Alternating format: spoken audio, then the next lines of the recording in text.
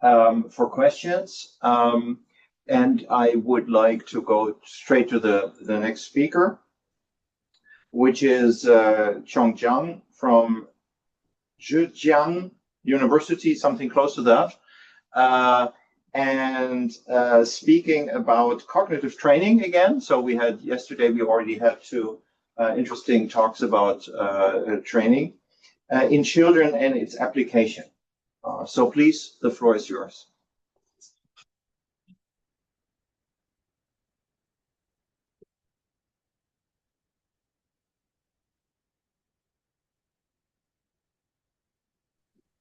Okay, you see my slides? Yes. Yes. Okay, thank you.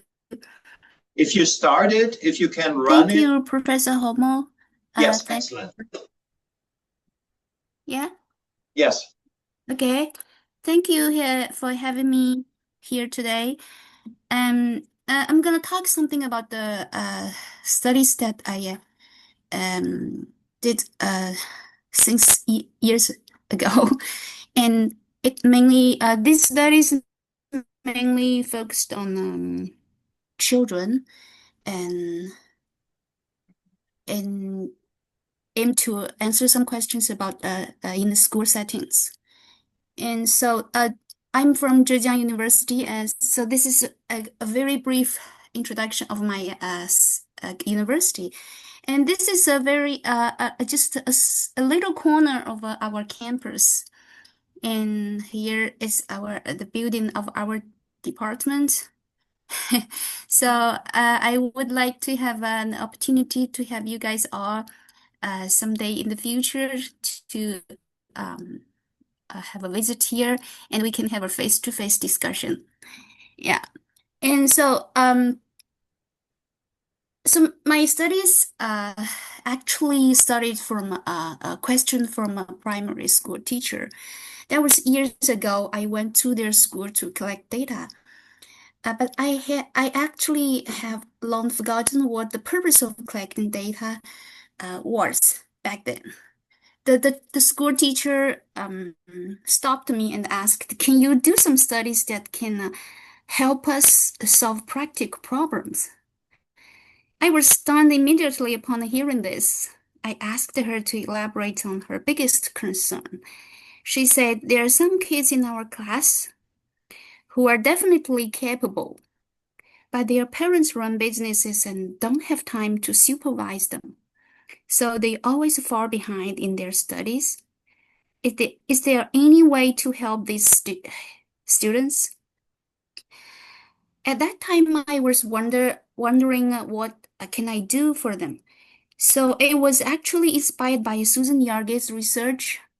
So we turned to executive function, and Susan also talked about the reason that why we choose executive function and why we trained executive function. So for here in our study, I actually very particularly focused on the relation between the executive function and the school achievement. So firstly, we try to recruit some different groups of children from different socioeconomic background.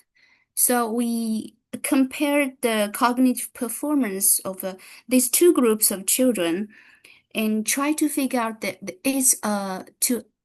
to verify the relation between socioeconomic status and the cognitive abilities.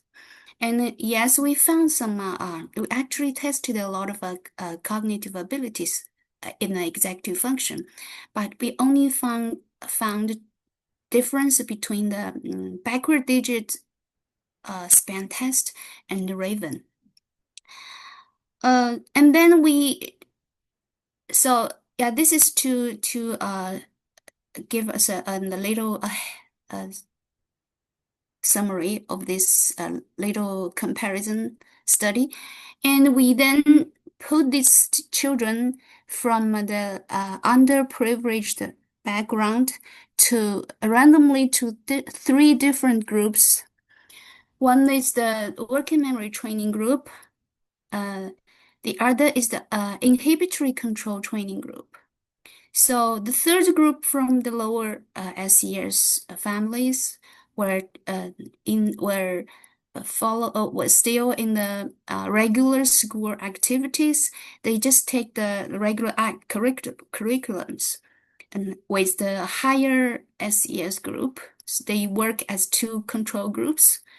So we put them to 5 weeks training, and we did the pre-test, post-test, and the follow-up test. And we used the training tasks, which for the working memory task, which is borrowed from Susan, which is used in previous research. So children will see a lot of animals presented in sequence, and they were asked to identify the orientation of the animals as soon as the animal appeared. And at the same time, they were required to remember the correct order in which the animals were presented. So for the inhibitory control tasks, we use two child-friendly tasks, which is actually, the paradigm is very classical. And one is the stop signal, and we use the flute version. And the other is the stroop task. We also use the fruit version plus an animal version. So this is the average performance of all trainings during the 5 weeks intervention period. And we can see that all the children definitely improve their performance in these tasks, although we use different indices. And also we see a transfer effect, very prominent in Raven, only in Raven. But this is a kind of encourage that we can do something with executive function training to improve children's cognitive ability. So we try to move on to answer the primary teacher's question. And then we recruited another two groups from first grade and the other from kindergarten, and try to figure out to verify just the schooling effect on the cognitive ability. And see here is very prominent. And we then put the children from the kindergarten to another actually the same design with the first one, the last one. And here in this we see that the kindergartens, their birth dates are after the school cutoff birth date, within 3 months. And the first graders, their birth dates were before the school cutoff date, which is also within 3 months. So we try to figure out whether there's any training effect and also schooling effect. So the kindergartners, one of the group of kindergartners were assigned to working memory training group, and the other one to the inhibitory control training group. And the third one works as a control group, and the first graders, they works as a control group too. So still 5 weeks training, intervention, and before the intervention we have the pre-test, post-test, and also after 12 weeks we have the follow-up tests. So this is the training effect, and this is the transfer effect from the training, the working memory training, the inhibitory training to backward digit span task, and also Raven. And we can see that the two training groups moves from here to here. Very significantly from here to here. And that means the gap between the first graders with the kindergartens was reduced at the follow-up test. So that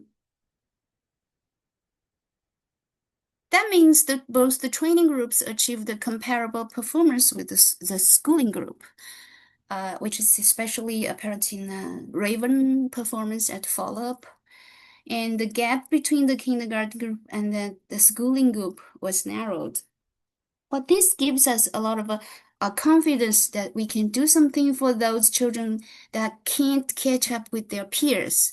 So we moved on to another design, actually the same. We recruited children from first graders, and we used their academic achievement scores in language and math from a recent standardized and school-wide exam conducted by the school. And we have a lower achievement group and normal achievement group. So for the normal achievement groups, the children, their academic score ranked between 60th and 80th percentile. And those children we called lower achievement groups, their academic score ranked between 5th and 25th percentile. So for this, the lower achievements children were randomly assigned to 3 groups, either a welcome memory training group, either inhibitory control group, and another business as usual control group.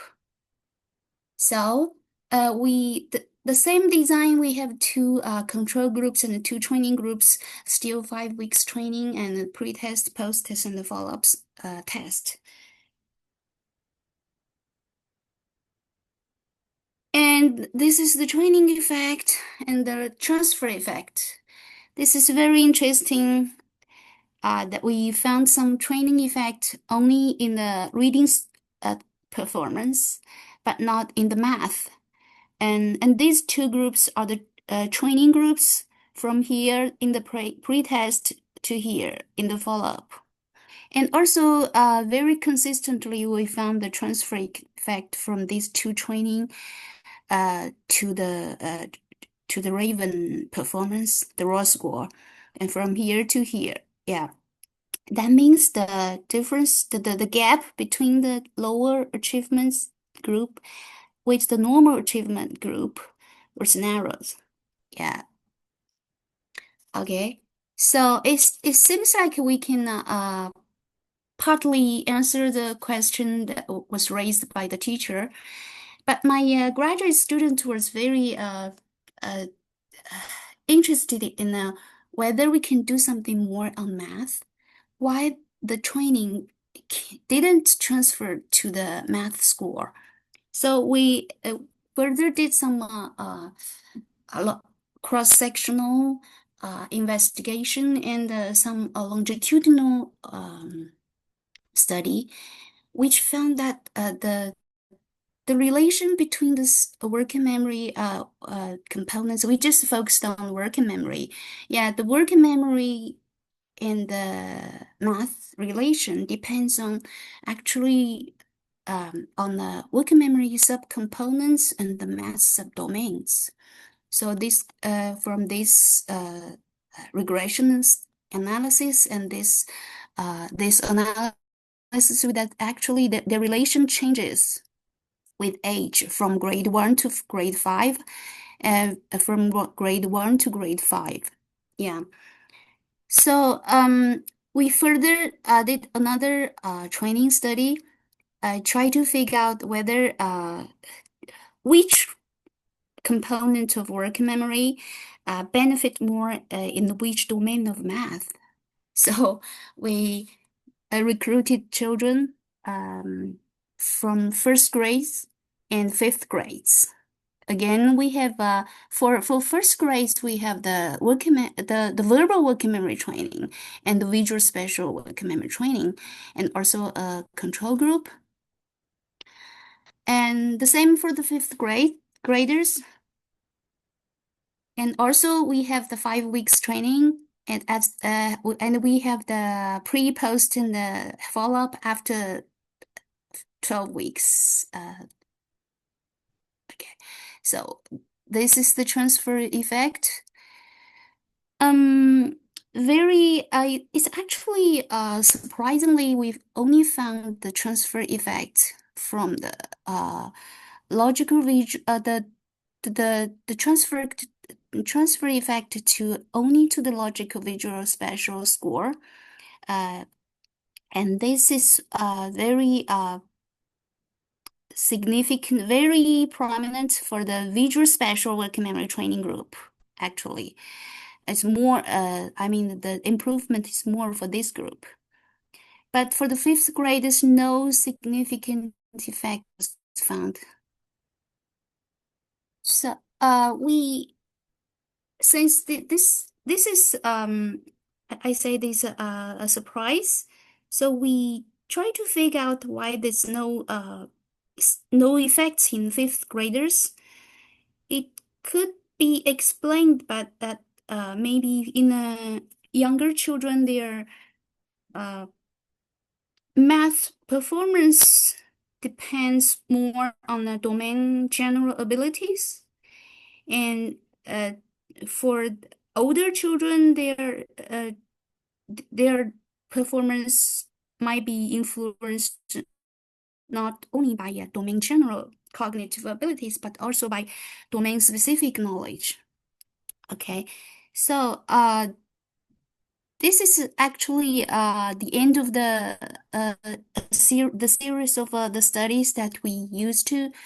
We try to answer the question by raised by the teacher, but my graduate students also interested in the mental health problems in in children, and so they conducted another training study in adolescents, try to improve their resilience, and this is actually a very interesting study we conducted a year ago, and we did we are still working on this data, and we had a cognitive bias modification training group and also another executive function training group. We are interested in the transfer effect from both training to resilience, and we hope these are the two training groups actually, and this is the control group. And also, this is the psychological distress. It's in the right direction, right? Okay.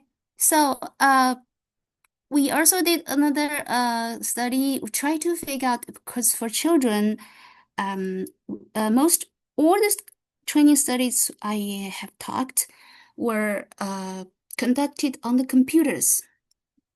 So we try to figure out whether a physical activity embedded with executive function might be better for children. So we did this in the last semester. So we are still working on the data. And we also had a very long study. We just finished in this summer, trying to do something for children with the ADHD and their family. We actually did for their parents. Yeah. So sorry. Oh, sorry. So this is all my colleagues and graduate students. These are all their hard work.